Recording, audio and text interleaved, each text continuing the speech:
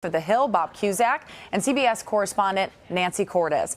Bob, I would like to start with you. We've seen the latest CBS Battleground tracker polls now, and it doesn't look very promising for Donald Trump.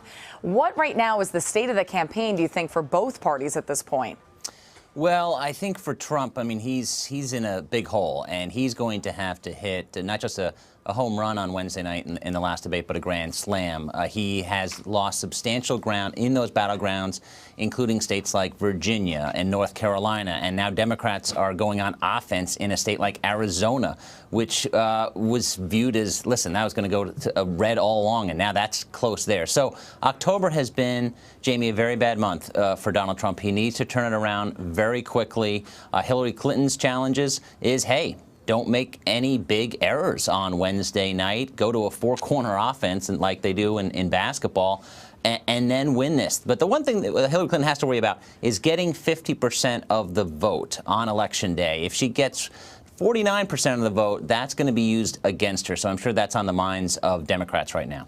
It's bad, though, to have a bad month in October, for sure. Nancy, I want to start talking about Hillary Clinton, though, continuing that conversation. Really, the way that we've seen these leaks of the Clinton campaign's emails, this has been an ongoing problem for her as the Democratic nominee. Now, the FBI has now released more documents from their investigation into Secretary Clinton's private server today. What did the released documents show? What those documents show, Jamie, is that in at least one conversation between one of her top aides, the Undersecretary Patrick Kennedy, and an FBI official, Kennedy went to that official to urge him to do something about one of Clinton's 296 emails on Benghazi that had been deemed secret. He really wanted to have that classification changed so that it would not be as sensitive as it looked. And he argued it shouldn't be classified as secret.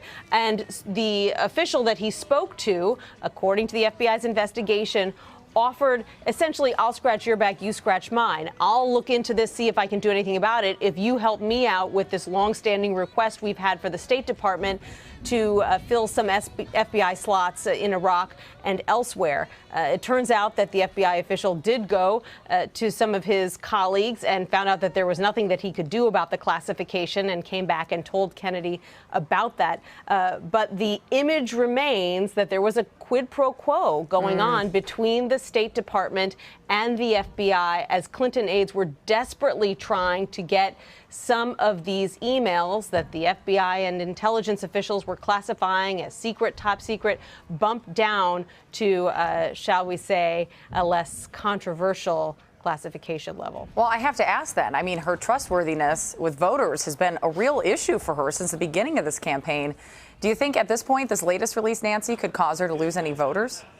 It's possible. For starters, it wasn't Hillary Clinton making this argument. This was one of her undersecretaries in a conversation with the FBI, and at the end of the day, nothing came of it. So I'm not sure that it will register for a lot of voters. For some voters, it'll certainly feed into an image that they already have of Hillary Clinton, as you pointed out. I do think that this, on top of all those WikiLeaks emails, could have had a very profound impact on her candidacy if, let's say, she was running against Jeb Bush or Marco Rubio, someone who was running a more disciplined campaign. But she's running against Donald Trump, who is creating even bigger waves on a daily basis with some of his comments about women who have accused him of sexual assault. And that is sucking up so much of the oxygen, so much attention, that it may be that some of these allegations just end up being more noise. Wow, interesting point. Bob, I want to stay with the emails for just a minute here.